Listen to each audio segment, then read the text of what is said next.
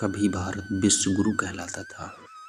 यहाँ बुद्ध का ध्यान, शंकराचार्य की चेतना और चाणक्य की राजनीति थी। लेकिन इतिहास हमें एक सच्चाई सिखाता है, जब कोई सभ्यता केवल आत्मा में डूब जाती है तो शरीर पर कोई और राज करने लगता है। आज वही गलती भारत फिर से दोहरा रहा है। बस इस बार युद्ध तलवारों से नहीं, आर्टिफिशियल इंटेलिजेंस से लड़ा जाएगा। तथागत गौतम बुद्ध ने हमें अहिंसा का मार्ग दिया। उन्होंने कहा, किसी को भी हानि मत पहुंचाओ, किसी को भी हानि मत पहुंचाओ, करुणा ही धर्म है। यह संदेश अद्भुत था, मानवता का सर्वोच्च शिखर था। परंतु धीरे धीरे यह अहिंसा समाज का कर्महीन दर्शन बन गई। भारत आत्मा में डूब गया, लेकिन विज्ञान में सो गया। साधु संतों ने आंतरिक ज्ञान पर जोर दिया, पर बाहरी शक्ति, हथियार, तकनीक को माया कहकर त्याग दिया।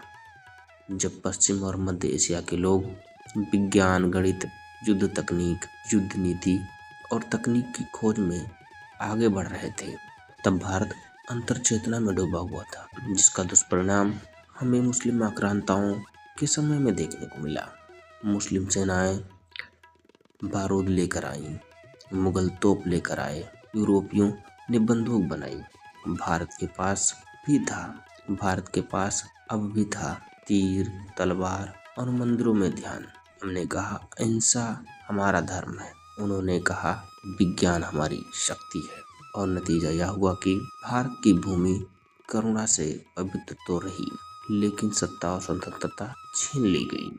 आज भारत फिर से एक चौराहे पे खड़ा है। राजनीति फिर से युवाओं को धर्म के नाम पर मोड़ रही है।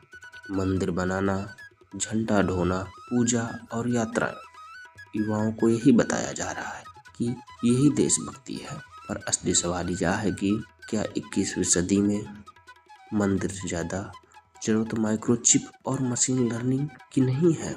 क्या पूजा से ज्यादा जरूरी प्रोसेसिंग और प्रयोगशाला नहीं है? जो देश आर्टिफिशियल इंटेलिजेंस पर राज करेगा, वही भविष्य की दिशा तय करेगा। लेकिन भारत आज भी अपने युवाओं को भावनाओं का योद्धा बना रहा है, जबकि दुनिया बुद्धि का योद्धा तैयार कर रही है। अब युद्ध बारूद से नहीं, डेटा से लड़े जाएंगे। जो देश डेटा और आर्टिफिशियल इंटेलिजेंस को नियंत्रित करेगा, वही दूसरे देशों की अर्थव्यवस्था, सुरक्षा और विचारों को नियंत्रित करेगा। चीन पहले ही एआई सुपर पावर की ओर आगे बढ़ चुका है। अमेरिका ने अपने विश्वविद्यालयों और कंपनियों से पूरी दुनिया पर डिजिटल वर्चस्व कायम कर लिया है। और भारत यहाँ के नेताओं, युवाओं को टेक्नोलॉजी और प्रयोगशाला के बजाय धार्मिक आयोजनों में भीड़ के रूप में इस्तेमाल कर रही है। अगर भारत ने अब भी अपने युवाओं को एआई, क्वांटम कम्युनिकेशन, बायोटेक्नोलॉजी और डिफरेंट टच में नहीं मोड़ा, तो भविष्य में भारत डिजिटल उपनिवेश बन जाएगा, जहां तकनीक बाहर से आएंगी और भारत सिर्फ उसका उपभोक्ता हो जाएगा। जहां तकनीक बाहर से आएंगी और भारत सिर्फ उसका उपभोक्ता रहेगा। जैसे कभी भारत सोने की चिड़िया था और फिर गुलाम बना, वैसे ही अब वह डेटा की चिड़िया बनकर फिर से किसी और के पिंजरे में बंद हो सकता है।